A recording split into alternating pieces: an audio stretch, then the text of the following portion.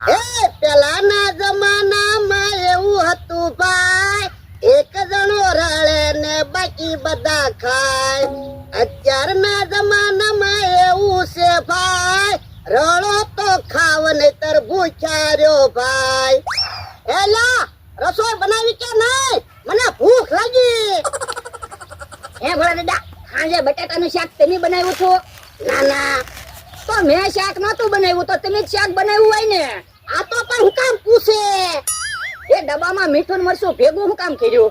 હે, મીઠું ને મરચું ભેગું થઈ ગયું? તો હું હવે આ મીઠા ને મરચાનું શું કરવું?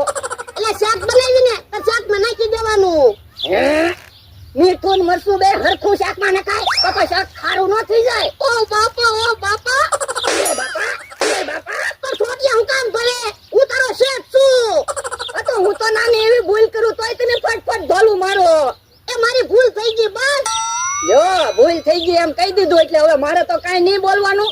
કાલ હું ભૂલ કરું ને ભૂલ થઈ ગઈ એમ કહી દઉં તો તમે કાઈ નહીં બોલતા. એ વાંધો નહીં. આ તો હવે આ મીઠા ને મરચાનું શું કરશું? એ નાખી દે, બીજું હું. યો બોલો, તમારે તો કેવું જ છે ને, બધી વસ્તુ મારે લેવા જવું પડે. તો હું કરશું કે લે. એક કામ કરવી, કાશી કેરી અરે મીઠું ને મરચું ખાવાની મજા આવી જાહે. મીઠું ને મરચું નાખવું ન પડે. ના રે ના, કેરી તો બધી વેચવાની છે હો. પણ હું આપણા આંબેથી કેરી ખાવાનું ના કહેતો, અમથાની વાડીમાંથી કેરી ખાવાનું કહું. ના રે ના, તો આમ તો આપણે ઢીબી નો નાખે. પણ જોવો ને અમથો કઈ દેખાતોય ના, અમથાને ખબર નહીં પડે. પણ એટલે આપણે કેરી તોડીને લાવશું ને એટલે એને તરત ખબર પડી જાહે. એ મારી પાસે પ્લાન છે તે આજ અમથાને ખબર જ નહીં પડે. હું એ હાલો મારી આરે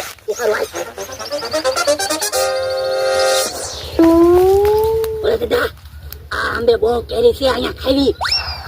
લાય મને મીઠું મરચું તો આપ. અయ్યો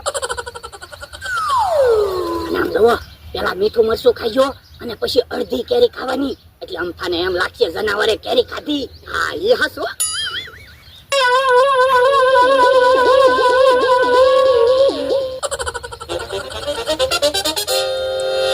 બોલે મીઠા મરચા અરે કાચી કેરી ખાવાની બહુ મજા આવે. હું પણ તમે એક કેરી હું કામ ખાવ, બીજી કેરી હું ખાવ, એ વાંધો નહીં. નકર અમથાને ખબર પડી જાય કે આપણે કેરી ખાધી. એ હા હા.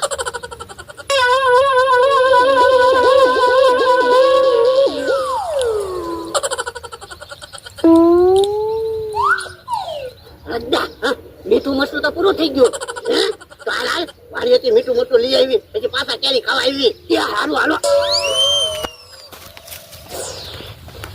કેમ પણ વરડા કાશી કેરી ખાવાની મજા આવી ગઈ ને? મજા આવી ગઈ હો.